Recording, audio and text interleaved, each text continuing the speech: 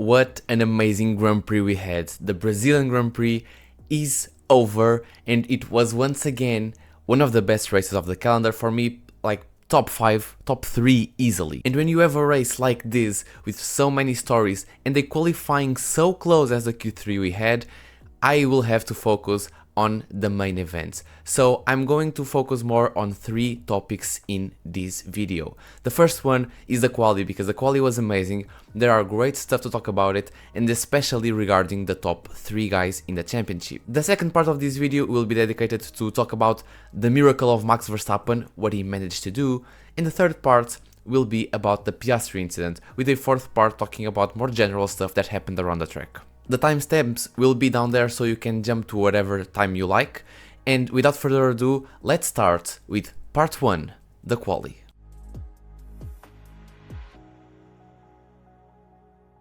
After such a difficult sprint race, I really thought that the Red Bulls would do something with the setup when the park firmly opened to improve the quality of the car and the handling for Max in the qualifying, but that didn't happen, and we ended up having the world champion, who is now trying to get into the fight for his 5th, out in the Q1. Why was the Red Bull, such a resurgent car in the second half of the year, do so badly in the qualifying when they had so many data to analyze from the sprint race and the sprint qualifying and the FP1, and got it so wrong?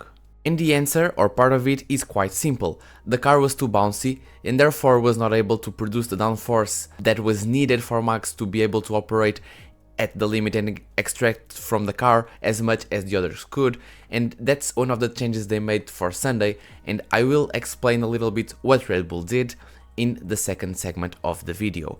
But for now, let's just analyze where in the lap Lando was gaining on Verstappen and where he was losing, and then we can see how badly this was affecting Max. Norris is a driver that likes to make U-shaped corners, that's his driving style, while Max prefers more of a V-shaped corner type. That's the style he prefers the most, that's where he feels comfortable, with a pointy end and a more unstable rear end, and that's kind of also something that Piastri does a little. So that means that you'll often see Norris trying to go for an earlier apex and maintaining a little bit of a higher minimum speed corner, whereas Max is just going for a later apex and try to power it down on the exit, and therefore his minimum speed corner has to be lowered. So where does Max actually loses time? There are 3 big moments where he loses time in this lap. The first one is into turn 1, the second one is the sequence of corners of 6, 7 and 8, especially at 8. And the last place where he mainly loses time is the last curve, turn 12. So starting by turn 1, it's pretty obvious to see the difference between these two.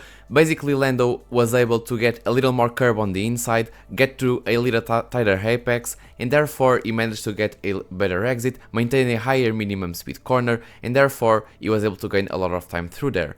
Max, on the other hand, was completely understeering. He couldn't get the car turned in as much as he wanted to, so the car almost feels like it's floating out of the track, and it really costs him a lot of time. So the second part where he loses time is the sequence 6, 7 and 8, which is a very tricky part of the track. You come to the 6 flat out from the other side of the track and you have to slow down a little bit, you have to go on the brakes, and then you have to accelerate again in between 7 and 8 before the final braking zone to make turn 8, which is a little bit more tighter than 6 and 7, which are very open corners. And you can see that on the throttle map really clearly. After the initial braking zone, Lando goes on the throttle again, then he maintains a little bit before going full throttle, and then let's go again for the final braking zone into turn 8. Max is not able to do that. Look at his throttle map. He's able to go on the throttle a little bit earlier than Norris is in the first part into turn 6, but then he is never able to reach full throttle again, and he loses so much time there.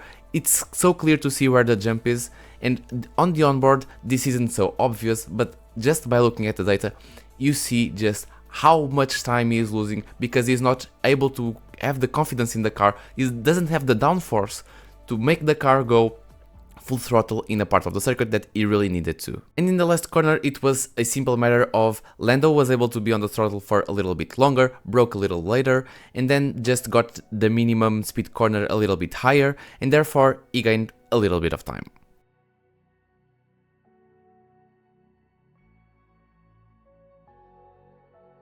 With Piastri the situation was not so simple.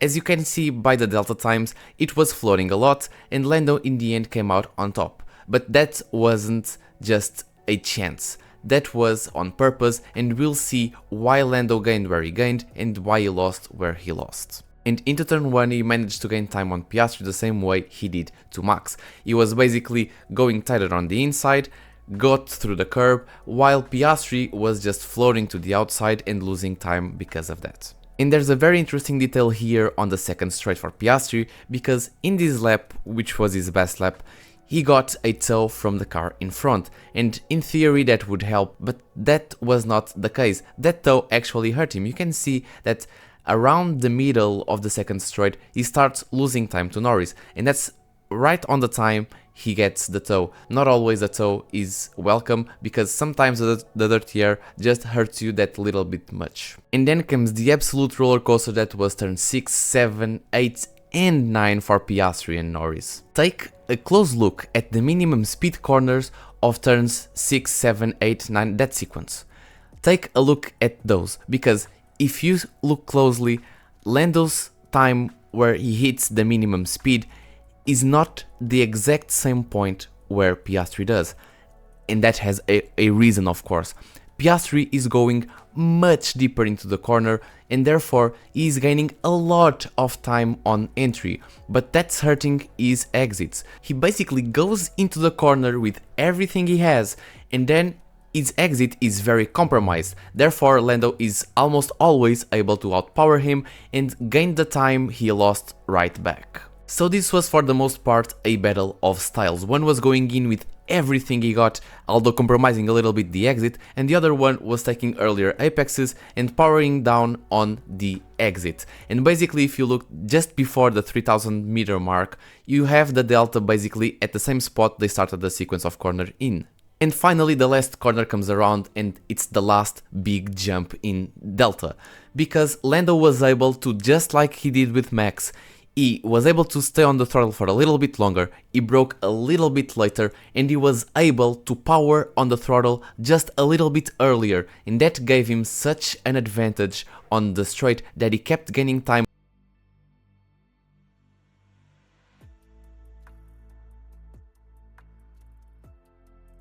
By the end of this madness, Piastri was just before, with Lando grabbing the pole and Max being P17. And besides these three, the qualifying was such a crazy session. We had Behrman looking like he could take first row of the race, like for the most part. Even in the first part of the Q3, it looked like he was able to get the car into maybe first or second row of the grid. Then we had Kimi Antonella taking second place in a very good weekend, Charles getting third place, which was really great. And we had still Behrman doing a very good job, Gasly also in the top 10, Hülkenberg in the top 10. So with our crazy grid all set, it's time to move towards the race and start the part 2 of this video, the Verstappen Miracle.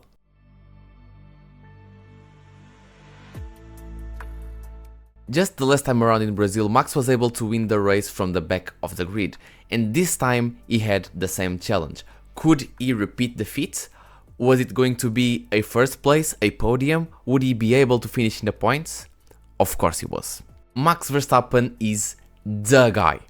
He was able to make such an incredible performance, and it was such an incredible job by the team to get the car done proper this time around, because they started from the pit lane, the park firmware for them opened because they started from the pit lane, they stuck a new power unit in and then just said, Max, do your thing, and he did, and he brought P3. But maybe it could have been even better.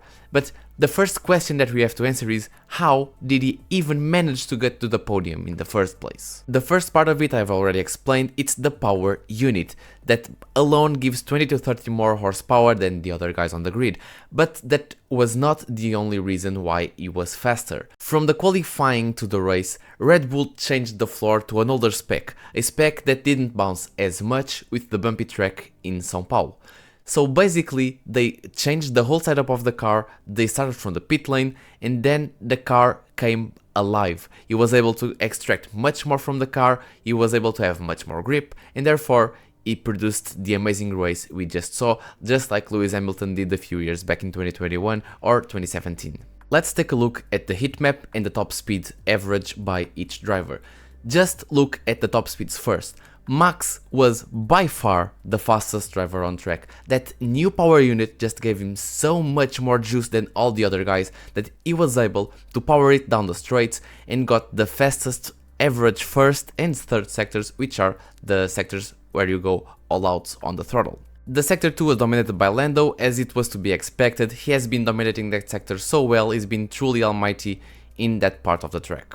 But looking at these times and taking into consideration that Max was on dirty air, we can expect that if it was not for the dirty air, he would be even faster. So it begs the question, if Max was the quickest around the straights, and if he was probably quicker than Norris on pure race pace in clean air, then could he have done more? Could he have won the race? Could he have gotten second place somehow? Maybe. So let's investigate. Verstappen before the last pit stop was doing around a 1:14.0 to 1 in terms of lap time. His tires would keep on degrading, but the fuel would keep coming out of the car, so we could have expected that maybe by the end of the stint or towards the end of the stint, if he was to not make this pit stop, he would keep like a 1:14.5, let's say 1:14.5 as his time. So let's see what Lando was doing after his pit stop. Well, 1:13.8 here, 1:13.4 here, and the lowest was 1:13.0. As for Kimi, he went into the pits a little bit earlier. He was basically a little bit faster at the beginning, but then his tires started to degrade a little more, and he was not making that great a time at the end. So we can probably assume that by the end of the race, Antonelli was doing like 1:14.0 or something like that. So it can be summed up like this. On average, we'll consider that Antonelli does a 1:14.0 until the end of the race. Max does a 1:14.5 and Lando is the fastest at 1:13.5. By the time Max dives into the pits, he is 12 seconds in front of Antonelli, 7 in front of Lando, and if we consider this kind of lap time, it would take 24 laps for Antonelli to catch Max, which would be like lap 77, which the race would have ended by a lot, and then it would have taken 7 laps for Lando to catch Max, which would mean at lap 60.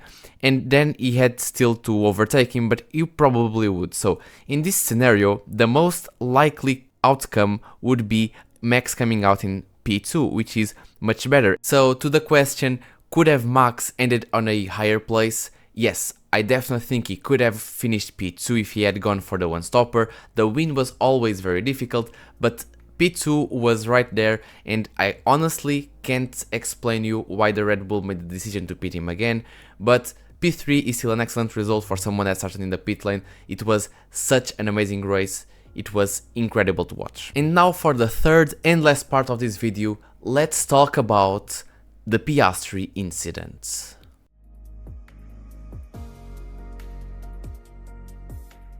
So we all know what happened, and I don't have any fancy graphics to show you here. I'll just give you my opinion and read the document of what the FIA said about it, because, well, it's something that should be talked about. So the FIA had this to say. At the safety car restart on lap 6, Piastri attempted to overtake Antonelli on the inside of turn 1. In doing so, Piastri did not establish the required overlap prior to and at the apex, as his front axle was not alongside the mirror of car number 12, as defined in the driving standard guidelines for overtaking on and inside of the corner. Piastri locked the brakes as he attempted to avoid contact by slowing, but was unable to do so and made contact with Antonelli. This contact caused Antonelli to make secondary contact with car 16, Charles Leclerc, who was positioned on the outside and was forced to retire from the race as a result. Piastri was therefore wholly responsible for the collision. A 10-second penalty and 2 penalty points are considered appropriate and consistent with recent precedents. And I have 2 things to say about this. The first one is that I don't necessarily disagree with the decision by the FIA, and the second thing I have to say is I totally disagree with the reasoning the FIA gives in their official document, and I will explain why. For starters, I'm not at all of the idea that for being allowed space on the inside, you have to be with your front axle aligned with the mirror. I know that's the criteria the FIA uses, but I don't like it at all. I don't think that's a good criteria to judge if a car is entitled to space on the inside or not. So for me, this is not even a question, especially at the restart. But one of the things the FIA said for me is a question, and it's the lockup, exclusively the lockup. If you want to go for an overtake, an optimistic one, and if you want to go for a dive, a quite desperate one because it was very, very risky, and that space was always going to be closed by Antonelli, you have to make sure that you're in control of your car, because if you lock up, that will always, even if it's a small lockup, it will always affect your ability to brake. And then if you make contact and that causes a collision with another driver, then you are going to be held responsible for that, and I totally agree with it.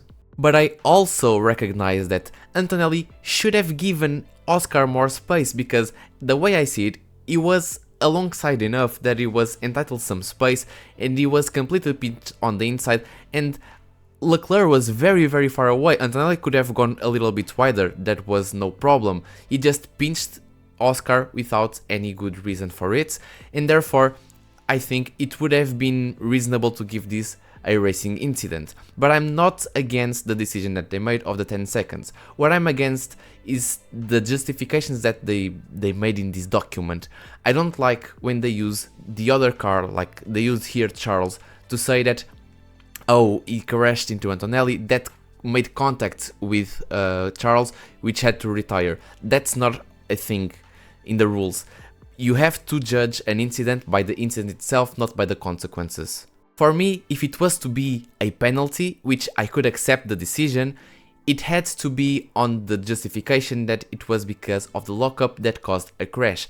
Never use the consequence as a justification for a penalty, because that is not supposed to be taken into account. That it's simply not how it works, and the FIA does it a lot, and it pisses me off a little bit, because if Charles did not retire from the race, probably this would have been a racing incident, and this is my problem with the FIA. For me, this was probably a penalty, whether or not Charles was out of the race, but for the FIA it seems like it played a part into it, and that's what I don't like about it. And this was just the cherry on top of the bad weekend he was already having. He's been crashing so much over the last few races, and I see so many people online saying that McLaren is sabotaging him. I don't believe that for a second. I truly believe, on the other hand, that the situations that McLaren created over the season had taken a toll on Piastri. His confidence in the team was wavered, his momentum was completely broken, and now he's on the back foot. Lando is much more solid right now. He ironed out his mistakes in qualifying, he's been really dominant in the races, and Piastri has no answers. Even when he was second, he had no answers to Lando's pace this weekend. So although I feel sorry for him, I can't help but think that he's bottling this. And if he finishes third in the championship, because he's been losing points for Max every weekend right now, it's going to be an even bigger bottle. And yeah, basically I can't attribute this just to McLaren. There has to be some other reasons, and I hope that he can bounce back in the last 4 races of the season. As for the rest of the grid, there are a few honorable mentions to be made. Behrman finished P6, also Hülkenberg finished in the points, Gasly finished in the points, Hadjar and Lawson also finished in the points, helped by the DNFs of Charles and Hamilton, of course. But still, a very good race, very different teams getting into the top 10, which is always nice to see. And I spoke on the past video about Bortoletto's situation and how he wasn't going to be able to qualify. He was in fact not able to qualify, and it got even worse in the race when he was squeezed by Lance Stroll and he was out of his home Grand Prix like in lap 1 or lap 2. It was a terrible weekend, and I feel really sorry for him because it was his home race. Everyone looks forward for their home race, and he had just the most terrible weekend. Next race is in 2 weeks. In the meantime, I'll still be posting content. If you want to see an analysis on some specific event, just tell me down in the comments and I will see what I can do about it. And yeah, other than that, I'll see you on the next one, and bye bye.